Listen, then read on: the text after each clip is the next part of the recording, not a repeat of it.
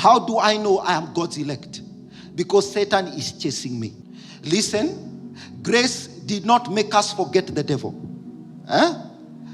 Grace came so that we can put the devil in his place. Grace is around so that the devil can take his place, not so that we can imagine that he does not exist. Because this is exactly our case here. That who shall lay anything to the charge of God's elect? It means, please read the Bible with scriptural spirit. Right? Have a scriptural spirit when you're reading the Bible. In other words, of all things that you would have said, why is he saying that who shall lay anything to the charge of God's elect?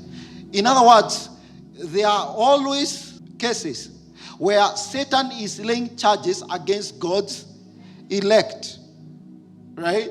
Otherwise, he wouldn't be called the accuser of the brethren. Oh, hallelujah.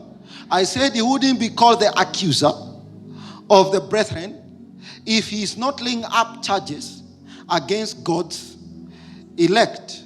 So we see a very big point here in that Christians imagine as long as you're in a certain dimension of grace, the devil has departed from your realm.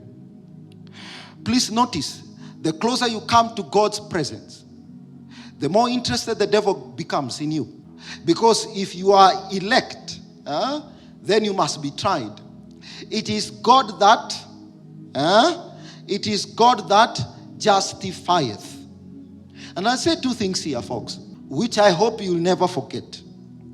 Hey, this Bible is written in English. Who shall lay anything to the charge of God's elect? It is God that justifieth. Two things. That God uses the presence of the devil to justify his election.